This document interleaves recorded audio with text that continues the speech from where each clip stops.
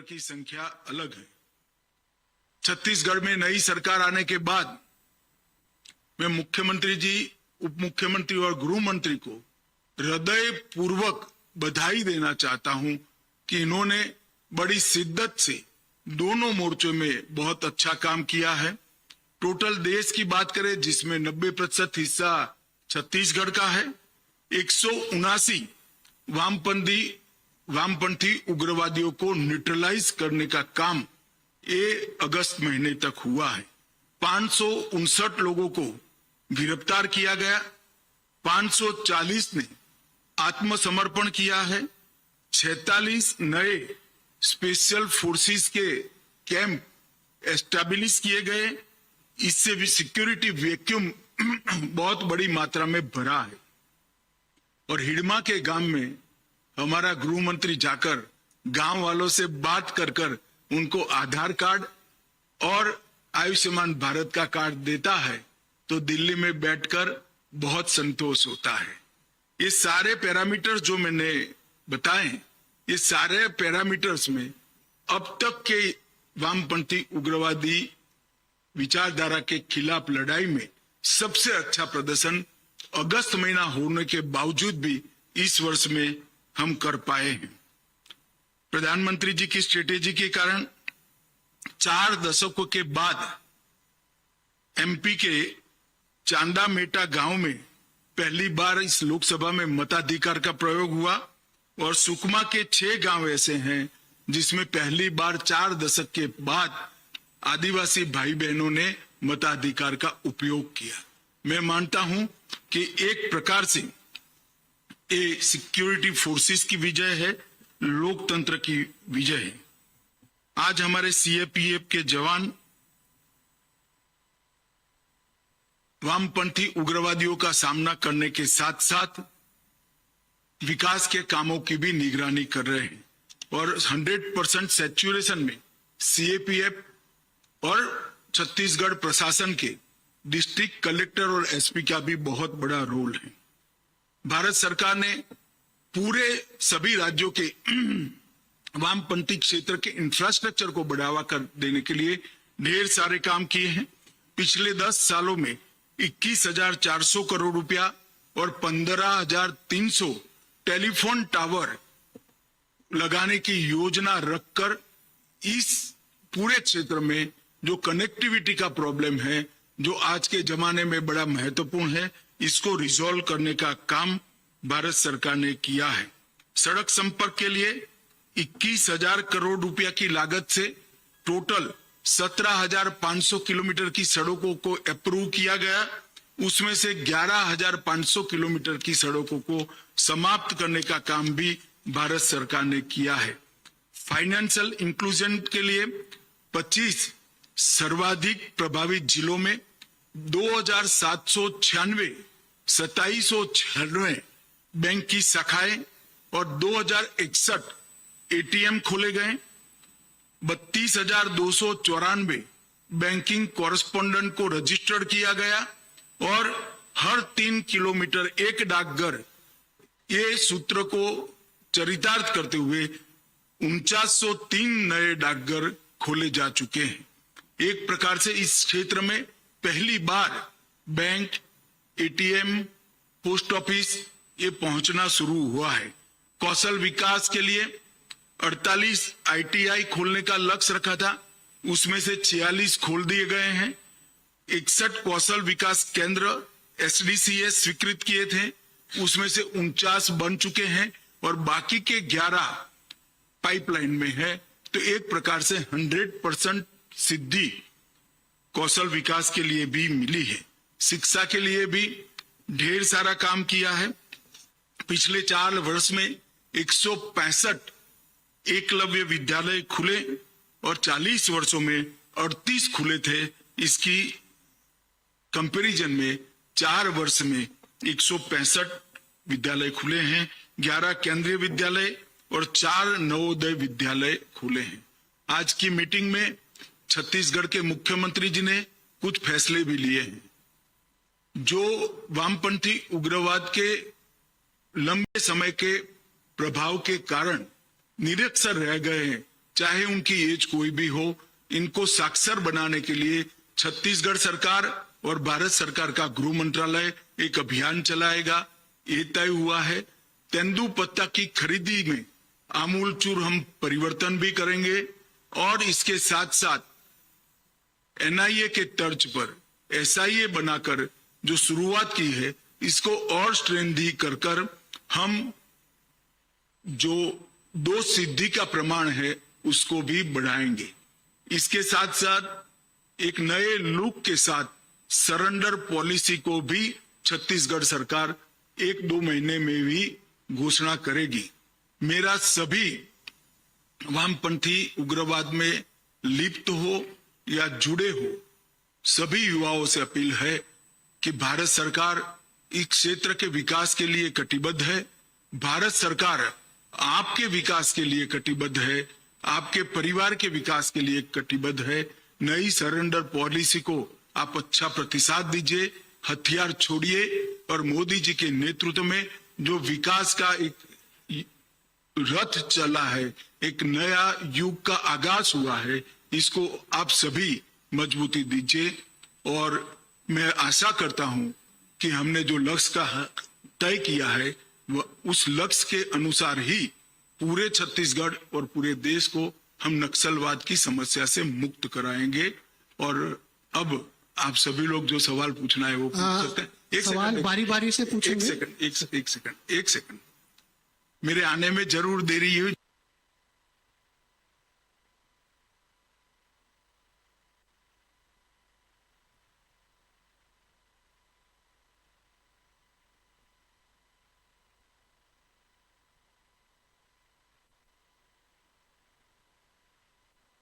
सफलता मिल रही है नक्सलवाद को। ये कहा जाता है गोली और बोली दोनों तरीके होते हैं। आपको क्या लग रहा है कौन सा तरीका ज्यादा सफल हो रहा है? देखिए, हम तो पहले जो लोग सरेंडर होना चाहते हैं उनको मौका देना चाहते हैं, इसीलिए सबसे बड़ा आंकड़ा सरेंडर होने का है, उसके बाद गिरफ्तारी का है और उसके बाद मृत्यु का है। तो आंकड़े ही बताते हैं प्रायोरिटी सरकार की क्या है। मगर जब आप AK-47 लेकर एंगेज करोगे सिक्योरिटी फोर्सेस को और गांवों को, तो इसके लिए तो हमारे पास और कोई रास्ता नहीं है। सर इधर। अरे भाई माइक लेकर बोलो ना। सर ये जो टारगेट हमने मार्च 2026 का रखा है सर, इंडिया को नक्सल फ्री करने का, क्या एक रियलिस्टिक टारगेट है और इसमें अभी क्या हर्डल्स अभी आज की डेट में है? देखिए, हर्डल मैं बीच में साझा करना नहीं चाहूंगा। आपके बहुत सारे हर्डल थे, मगर 5 साल में काफी हर्डल से मुक्त किया गया है। अब जैसा मैंने आगे कहा कि बहुत कम जिले और बहुत कम पुलिस स्टेशन पर ये सीमित होकर रह गया है। मुझे विश्वास है कि हम वहां तक कर पाएंगे। जब सर, मैं राजेश मिश्रा बोल रहा हूँ IBC 24 से। जब नक्सल ऑपरेशन होता है, आप लोगों को सफलता मिलती है, तो विपक्षी पार्टियों द्वारा ये आरोप लगाया जाता है कि फर्जी मुठभेड़ है। तो इसको रोकने के लिए आप लोग क्या मानते हो? फर्जी मुठभेड़ है? नहीं, मैं तो मानता नहीं हूँ। बस तो फिर काहे को सवाल पूछ रहे हो? उनको बोलने दो। विपक्षियों को किस तरह से जवाब देखिए, कांग्रेस का काम कर रही है, हम हमारा काम कर रहे हैं। कांग्रेस की सरकार थी, यहाँ पर नक्सल मूवमेंट को एक प्रकार से सारे अभियान स्लो हो गए थे। अब सारे अभियानों में तेजी आई है, सरेंडर भी ज्यादा होता है, अरेस्ट भी ज्यादा होते हैं, मारे भी ज्यादा जाते हैं और सजा भी ज्यादा हो रही है। तो हमारी छत्तीसगढ़ सरकार ने हर मोर्चे पर बहुत अच्छी सफलता प्राप्त की है। न केवल ऑपरेशन में और सरेंडर में, विकास के कामों में भी तेजी बहुत आई है। सर, इसी से जुड़ा सवाल है कि पिछले 5 साल में भूपेश की सरकार थी छत्तीसगढ़ में, तो आपकी ये भाजपा की सरकार आते ही जो कार्रवाई पिछले 8 महीने में हुई वो पिछले अन्य वर्षों की तुलना में बहुत कम संख्या थी। तो अक्सर ये माना जाता रहा था कि केंद्र और राज्य का समन्वय नहीं हो पाता, ये आरोप भी लगते रहे हैं। इसको आप किस तरह से देखते हैं? मेरा ऐसा कोई आरोप नहीं है, आप इसमें राजनीति मत डालिए। हमारी सरकार ने बहुत अच्छा काम किया है, कोऑर्डिनेशन भी अच्छा है, तो नतीजे भी अच्छे मिले। सर आज महबूबा मुफ्ती ने बयान दिया है कि भाजपा और PDP का जो गठबंधन था वो एजेंडे पर हुआ था और नेशनल कॉन्फ्रेंस और कांग्रेस का जो गठबंधन है वो सीटों के आधार पर हुआ है। तो उनके इस बयान के बाद किस महबूबा मुफ्ती ने कहा है आज नहीं, नेशनल कॉन्फ्रेंस और कांग्रेस का बयान, नेशनल कॉन्फ्रेंस और कांग्रेस का जो गठबंधन है वो सीटों के आधार पर हुआ है और भाजपा और पीडीपी का जब गठबंधन हुआ था वो एजेंडे के आधार पर हुआ था। तो अब उनके बयान से क्या ये माने कि अगर जम्मू कश्मीर में जरूरत पड़ती है तो भाजपा पीडीपी के साथ गठबंधन करेगी? नहीं, हमने ऐसी कोई बात न करी की नहीं है, और जहां तक मैं समझता हूं उन्होंने भी नहीं करी। सर मेरा नाम एक मिनट भाई, गृहमंत्री जी, सर मेरा नाम एक मिनट बैठ जाओ, गृहमंत्री जी, एक मिनट बैठ जाओ। सबसे पहले नक्सलवाद के सवाल समाप्त हो, उसमें हाथ कम खड़े होते थे। पॉलिटिकल सवाल एक आया, उसमें 50 हाथ खड़े हो गए। पहले नक्सलवाद से जुड़े हुए सवाल। गृहमंत्री जी, सर नक्सल से सर मेरा नाम वैभव है, लल्लूराम.com से हूँ मैं।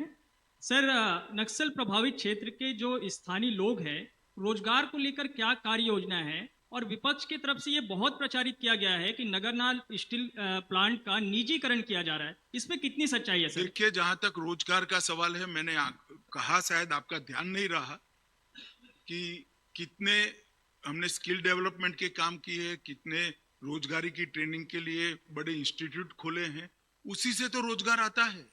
स्किल रोजगार का जहां तक सवाल है, इस क्षेत्र के अंदर स्किलिंग के लिए और आईटीआई के लिए कोई काम ही नहीं हुआ है। गृहमंत्री जी, मेरा प्रश्न हो गया भैया, बैठ जाओ। गृहमंत्री जी, मेरा प्रश्न मेरा नाम चित्रा पटेल है। मैं सच बधेड़ा का पत्रकार हूँ। लगातार बस्तर में बस्तरिया बटालियन के मांग की गठन की मांग रही है, क्या इस पर विचार कर रही है सरकार? देखिए, बटालियन का नाम क्या होगा, कैसे होगा, वो तो सीएपीएफ निर्णय करेंगे, परंतु इस क्षेत्र से हम विशेष भर्ती जरूर करेंगे, जिससे यहाँ के युवाओं को सीआरपीएफ और स्टेट के अंदर परमानेंट जॉब दिया जाए। मैं पीयूष मिश्रा, एपीएन न्यूज से हूँ। सर मेरा आपसे सवाल है, आपने कहा कि रूटलेस पॉलिसी के हिसाब से नक्सलवाद के खात्मे की ओर अब सरकार जाएगी, पहली चीज।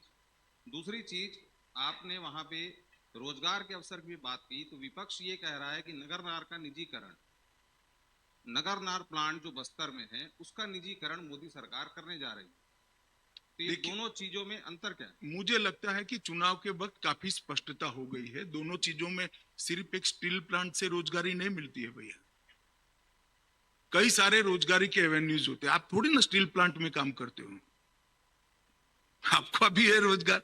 सर मैं दीपक विश्वकर्मा हूं, इंडिया न्यूज से। सर एक सवाल है, जो अभी तक उपलब्धियां मिली हैं नक्सलवाद के ऊपर, जो छत्तीसगढ़ के लोकल लड़ाके हैं, डीआरजी के जो जवान हैं, उनकी कैजुअलिटी कम होती है, उनको उपलब्धि ज्यादा मिलती है, लेकिन इसके इतर यदि देखा जाए तो दूसरी फोर्सेज हैं सर, वहां कैजुअलिटी ज्यादा होती है। तो क्या माना जाए, ये अब आगे लीड करेंगे? कुछ मानने की जरूरत नहीं है, सभी सिक्योरिटी को एक साथ एक ब्रैकेट में रखकर देखो आप।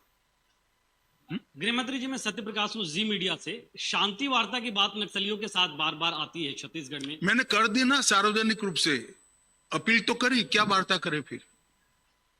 अभी अपील करी, इतनी बड़ी सुनी नहीं आपने, और क्या वार्ता करनी है? अपील करी सर, शांति वार्ता भाई, ये शांति वार्ता ही हुई। आप सरेंडर करिए, हथियार छोड़िए, हम आपके विकास की चिंता करें, इससे बड़ी क्या बात हो सकती है? गृहमंत्री जी, मेरा एक प्रश्न है। पिछली बार चुनाव से पहले आप जगदलपुर में बहुत इंटरनल आउटपोस्ट पे, एडवांस आउटपोस्ट पे गए थे। एक गांव में भी आप गए थे और वहां लोगों से इंटरेक्ट भी किया था। मुझे याद है कि उस वक्त गांव वालों ने कई शिकायतें की थी कि उनको राशन कार्ड नहीं पहुंचता, बहुत सारा चीज उनको नहीं बना है। अब आपकी सरकार केंद्र में भी है, स्टेट में भी है, आपको लगता है कि उन सब तरह की जो चीजें, परेशानियां, निश्चित रूप से हमने 100% सैचुरेशन का मार्च 25 तक का लक्ष्य रखा है, और हमारे दोनों नेता इस पर काम कर रहे हैं। और मुझसे भी एडवांस जगह पे जाकर हमारे गृह मंत्री हिडमा के गांव में बैठकर आधार कार्ड और आयुष्मान भारत का कार्ड बांट कर रहा है। सर नितिन चौबे, जनतंत्र टीवी से। नेशनल कॉन्फ्रेंस और कांग्रेस के अलायंस को लेकर आपने काफी सारे प्रश्न उठाए हैं। क्या लगता है कि लोकतांत्रिक प्रक्रिया में अगर ये कोई पार्टी अलायंस कर रही है तो उसको लेके? नहीं, पहले एक बात समझ लो, अलायंस के लिए मैंने प्रश्न नहीं उठाए। मैंने प्रश्न उठाया कि नेशनल कॉन्फ्रेंस का जो एजेंडा है, तो उनके अलायंस पार्टनर कांग्रेस पार्टी और श्री राहुल गांधी इसके साथ सहमत है या नहीं है, वो घोषणा करे। एजेंडा क्या है नेशनल कॉन्फ्रेंस का, जिसको प्रिंटेड उन्होंने बांटा है? एजेंडा क्या है? कश्मीर का अलग ध्वज बनेगा राष्ट्र ध्वज के सामने, जो पहले था वो वापस लाना चाहता है। क्या कांग्रेस पार्टी इसके साथ सहमत है? 370 वापस इंट्रोड्यूस करने की मांग रखेंगे। क्या कांग्रेस पार्टी इसके सहमत है? उन्होंने कहा है कि मोदी जी के आने के बाद जो ST SC OBC का रिजर्वेशन मिला 370 जाने के बाद, इस पर हम पुनः विचार करेंगे। तो कांग्रेस पार्टी ने यह स्पष्टता करनी है कि जम्मू कश्मीर में से ST SC OBC के रिजर्वेशन को समाप्ति की जो बात है, इससे कांग्रेस पार्टी और राहुल गांधी सहमत है या नहीं है? क्योंकि कांग्रेस पार्टी का पुराना इतिहास है, OBC के रिजर्वेशन को इतने सालों तक केवल और केवल कांग्रेस पार्टी ने ही लटका कर रखा। तो इस विषय पर स्पष्टता करना बहुत जरूरी है, इसलिए मैंने कल 10 सवाल पूछे। सर गृह मंत्री जी, कश्मीर से जुड़ा सवाल है मेरा। नहीं, अब हो गया भाई, वामपंथी उग्रवाद पर आ जाओ। सर नमस्कार, मैं हिंदी खबर से निशा द्विवेदी हूँ। मेरा सवाल है आपसे कि सर भाजपा लगातार ये कह रही थी कि आरोप लगा रही थी कि कांग्रेस की भूपेश बघेल सरकार जो है वो लगातार नक्सल उन्मूलन को छोड़कर नक्सलियों की जड़ें मजबूत करने के लिए छत्तीसगढ़ में उन्हें खुली छूट दे रखी थी। क्या आपको भी ऐसा लगता है, और अगर हाँ तो ऐसा क्यों है सर? इसमें मैं कुछ राजनीति करना नहीं चाहता। आप दोनों समय के 8-8 महीने के आंकड़े को कंपेयर करिए और आप खुद अंदाजा लगाइए। Sir Amit Pandey, news 18 India से हूँ। सर क्या नक्सलियों का मूवमेंट अक्रॉस द स्टेट, जैसे जैसे फोर्सेस आगे बढ़ रही हैं, नक्सलियों क्या एक प्रदेश से दूसरे प्रदेश तक वो मूव करने की कोशिश कर रहे हैं? अगर नहीं, इसीलिए हमने छत्तीसगढ़ की 6 बाजू में जो 6 प्रदेश है, वो सभी को आज बुलाया था। उनके DGP भी अब ऑन बोर्ड है, इनके चीफ सेक्रेटरी भी ऑन बोर्ड है। सर मैं आशीष तिवारी, न्यूज़ 24 से। राज्य के गृह मंत्री हिंडमा के गांव होकर चले आए हैं, कोई आगे कोई पॉसिबिलिटी है कि आप भी उस क्षेत्र में जाएं? एक आध रात वो न जाए तो मैं जरूर जाऊं। वो जा रहे हैं, मुझे ले जाएंगे तो मैं भी जाऊंगा। गृह मंत्री जी, मेरा एक सवाल है। मेरा नाम प्रकाश होता। मेरा एक सवाल है, अभी पता चला कि बस्तर में माओवादियों ने बंकर बनाया था, वो आपके संज्ञान में होगा, और इतिहास के पन्ने पलटाए तो हम लोग उनका LTT से भी संबंध और बाकी अंतर्राष्ट्रीय संस्था पाताल में भी छुप जाए, जिसके हाथ में हथियार है इसको न्यूट्रलाइज किया जाए। चलिए सर, मेरा नाम हो गया भैया। बंकर क्या होता है, मैं पाताल तक कह रहा हूँ। सर मेरा सवाल यह था, अभी भी उनका कोई अंतर्राष्ट्रीय स्तर पे किसी और संस्था के साथ लिंक का, वो एजेंसियों पर छोड़ दो भैया। जहां पर भी छुपेंगे हम न्यूट्रलाइज करेंगे। जो हथियार नहीं छोड़ेंगे, जो सरेंडर करेंगे, उनका स्वागत है। वो रिहेबिलिटेशन पॉलिसी में इनको इंक्लूड करें। सर मैं कौशल स्वर्णवीर हूँ, दैनिक भास्कर से। आपने कहा कि आत्मसमर्पण नीति जल्द बनने वाली है, तो क्या सर इसमें जो दूसरे राज्य के जो नक्सली छत्तीसगढ़ में सक्रिय हैं वो यहाँ पर आत्मसमर्पण करेंगे तो क्या उनको भी उसका लाभ मिलेगा? जरूर, वो राज्य का अभिप्राय लेकर उनको भी सरेंडर पॉलिसी के तहत लिया जाए। सर मैं सुखनंदन मंजारे। सर आपने जो लक्ष्य दिया है मार्च 26 का, तो क्या ये माना जाए अब सेना नक्सलियों को खात्मे के लिए बस्तर में उतरेगी? ना जी, ज्वाइंट ऑपरेशन से होगा पूरा? अरे भाई, सारे CAPF छत्तीसगढ़ सरकार करेगी। Thank you. सर मैं शुभमय सिकदार हूं द हिंदू से। सर डेकेडल सेंसस का एक सवाल है, काफी लंबे समय से चला आ रहा है, तो क्या उस पे कोई क्या? सर सेंसस का, पॉपुलेशन सेंसस का वो करेंगे, कोई डेट बता सकते हैं? उचित समय पर करेंगे, आप चिंता मत करो। से जुड़ा हुआ एक और सवाल जब तय करेंगे तब मैं घोषणा करूंगा कैसे होगा, कब होगा, कैसे होगा। जी हाँ? सर इससे जुड़ा एक और वो सवाल का जवाब इसी में आ ही गया। मुझे मालूम है तुम नेक्स्ट क्या पूछने वाले हो। बैठ जाओ।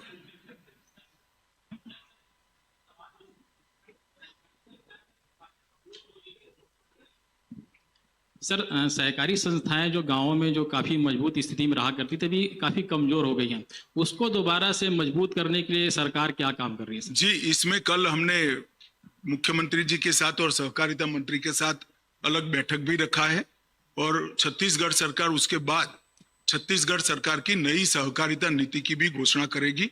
हम पुरानी जो वीक हो गई है वो संस्थाओं को मजबूत करेंगे, और जो है इससे बहुत गुना ज्यादा रजिस्ट्रेशन भी नए करेंगे। सर मैं अवधेश मिश्रा हूँ, BSTV से। आपने 4 दशक की समस्या को 16 महीने में समाप्त करने का दावा किया है। नहीं, एक सेकंड। मैंने ऐसा कोई दावा नहीं किया है। ये लंबे समय से लड़ाई चल रही है, 40 सालों से चल रही है। मोदी जी के आने के बाद 10 साल से चल रही है। अब एक निर्णायक मोड़ पर पहुंचा है। जी, आपने वही कहा कि मार्च 2026 तक समाप्त हो जाएगा, लगभग 16-17 महीने का वक्त है। आपने कहा अरे भाई, बहुत लंबे समय से चल रही है, 17 महीने में समाप्त करने का आपका आकलन गलत है।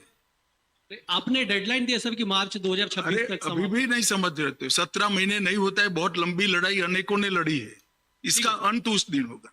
सर आपने कहा कि सेना नहीं उतारा जाएगा, क्या चेंजेस होंगे सर? क्या हर्डल्स आपके सामने, क्या चेंजेस होंगे एंटी नक्सल ऑपरेशन को? आप मुझे क्या समझते हो? सार्वजनिक रूप से एंटी नेशनल ऑपरेशन को मैं बता दूंगा, भला आदमी हो गया। एक 370 कोई बोलता है भाई। 5 साल पहले सरकार ने जिस मंशा से धारा 370 हटाई थी, क्या सरकार उस मंशा में सफल हो गई है? और इसी से जुड़ा एक सवाल है कि कश्मीरी पंडित जो देश के अलग अलग हिस्सों में जो निर्वाचित है, क्या कितने कश्मीरी पंडितों को अपन ने वहां बसाया वापस? देखिए, जो जाना चाहते हैं वो सभी को बसाने के लिए भारत सरकार कटिबद्ध है। जो देश में अभी किसी जगह पे अच्छे से एस्टेब्लिश हो गए हैं, वो जाना नहीं चाहते, उनको हम कुछ कर नहीं सकते। जो जाना चाहते हैं सभी को हम बसाएंगे। गृहमंत्री जी से जुड़ा मेरा सवाल है, नेशनल कॉन्फ्रेंस ने अपना जो मैनिफेस्टो लॉन्च किया है उसमें उन्होंने कहा 370 और 35 से हम रिस्टोर करेंगे। इसके अलावा उन्होंने कहा कि रिजर्वेशन की पुरानी पॉलिसी बहाल की जाएगी। तो क्या आपको लगता है 2019 के पहला वाला कश्मीर बनाने का एक प्रयास है? मैं ऐसा तो कहना नहीं चाहता, परंतु एक बात आप समझ लीजिए, 370 अब हमारे संविधान में से नष्ट हो चुकी है और फ्यूचर में भी इसके लिए हमारे संविधान में कोई जगह नहीं है। वो मैं देश की जनता को, कश्मीर की जनता को कहना चाहता हूं। धन्यवाद, बहुत बहुत धन्यवाद।